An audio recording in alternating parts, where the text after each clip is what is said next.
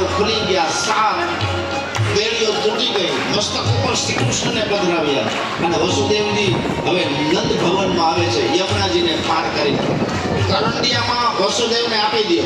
કરંડિયામાં એની સાથે એક ભાઈ રહેજો અને એ બાળક પડવો ન જોઈ, એની સાથે એક ભાઈ રહ્યો, નાનો છે બરાબર, સાવધાન પૂર્વક. અને જો માથા ઉપર સરખો ન રહે તો હાથમાં રાખજો, આમાં તમારું નજર પડે એમ. બાળકને કઈ થવું ન જોઈએ.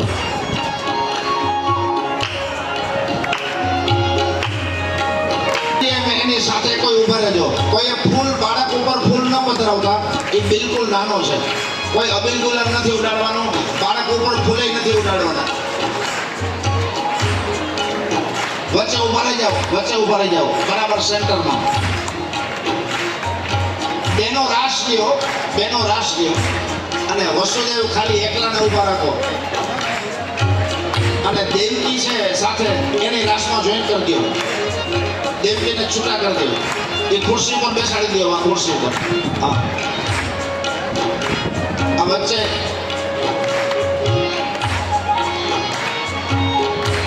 થોડી વાર પૂરતા વચ્ચેથી બધા હટી જાઓ.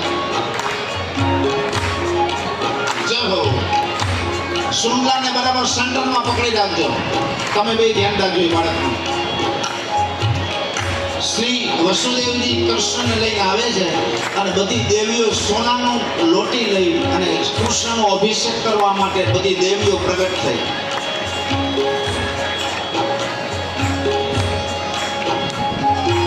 કોઈ ન જાય कुछ गली में तुझ बिन कलिया चुनने को, तुझ बिन कलिया चुनने को, संकट में आज गीता में जो तूने दिया, गीता में जो तूने दिया, तुझ बिन कोई नहीं है मोहन, तुझ बिन कोई नहीं है मोहन, भारत के रखवाला है बलिदेव लाला, तेरी राहत के बिजवाला. બે જમનભાઈને અને બે જમુ લાવી લ્યો. જમનભાઈની બાજુમાં રાખો, બે જમનભાઈની આ વચ્ચે ઉભા રહ્યો. જય હો. બે જમનભાઈના ઘરવાળાઓ કૃષ્ણ પાસે, બે જમનભાઈ અને બે જમનભાઈના ઘરવાળા વચ્ચે ઉભા રહી જાવ. શ્રી રાધે.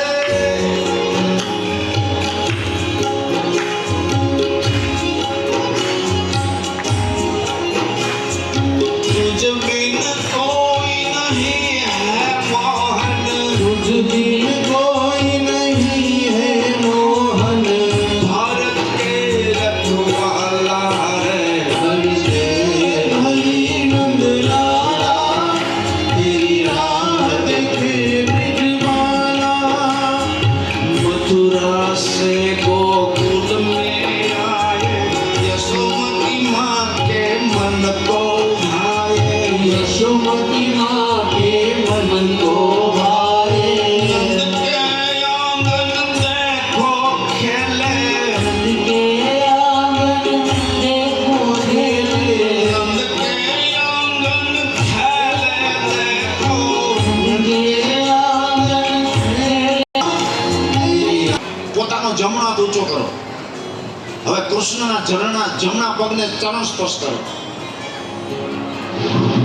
બાલ કૃષ્ણલાલ કી જય. હવે સુંડો નીચો કરો, સુંડો નીચો કરો.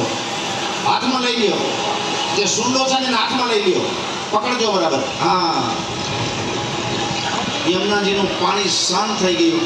બધી દેવીઓએ જ્યાં કૃષ્ણના જમણા પગનો સ્પર્શ કર્યો તો જમનાજીનું પાણી શાંત થઈ ગયું અને વસુદેવને રસ્તો આપી દીધો.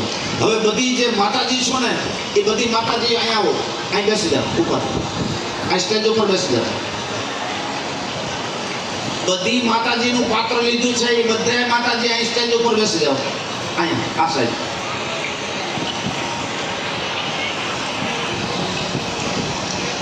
અહીંયા નીચે બેસો તો નીચે બેસો, સ્ટેજ ઉપર બેસો તો સ્ટેજ ઉપર બેસી જાઓ, નીચે બેસો તો નીચે બેસો.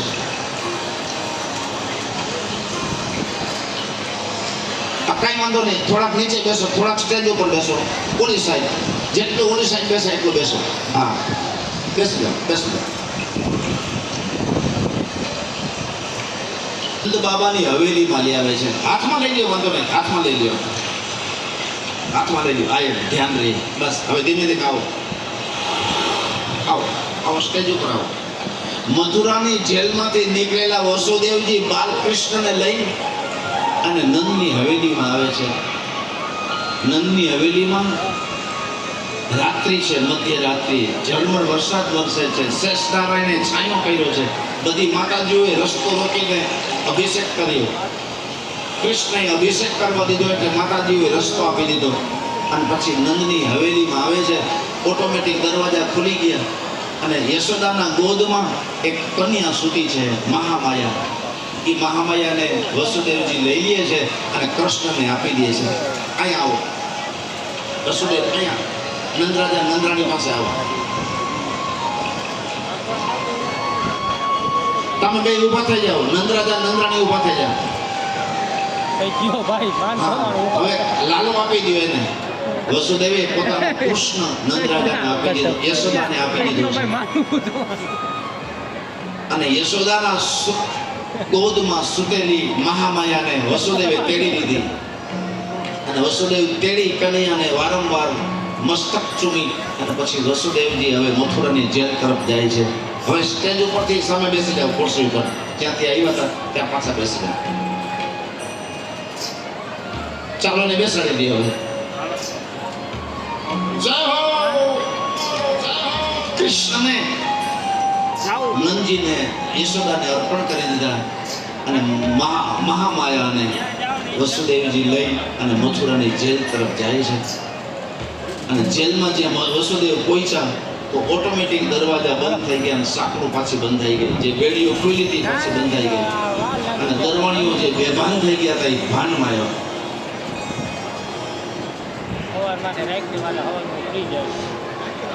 હવે બંને જમનભાઈ અને બંને જમનભાઈના ઘરના ત્યાં સ્ટેજ ઉપર આવી જાઓ, વ્યાસપીઠ પાસે આવી જાઓ, ચારે જણા.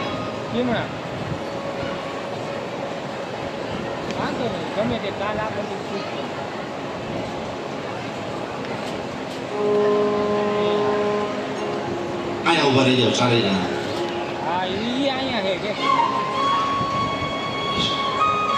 શ્રાવણ મહિનાની આઠમ છે. ઉભા રહી જાઓ ચારે. અને જો એને ખુરશી ના ઊભું રહેવાય તો ખુરશી આપજો, ઊભું રહેવાય ત્યાં સુધી ઉભા રહે. હવે નંદ મહોત્સવ પૂરો થાય ને ત્યાં સુધી તમારે અહીં ઊભું રહેવાનું છે. અને રમવું હોય તો રમજો, ન રમાય તો અહીં ઊભા રહેજો. અને બધાને દર્શન કરવાના છે ને તમારે ચોકલેટ ઉડાડવાની છે અને ઉત્સવ ઉજવવાનો છે એટલે બોલાવ્યા છે તમે બધાને. તો શ્રાવણ મહિનાની આઠમ છે અને વસુદેવજી પાછા મથુરાની જેલમાં જાય છે. દરવાણીઓ જાગી ગયા અને પહેરો ભરવા લાગ્યા. સવાર થયું તો શું બન્યું?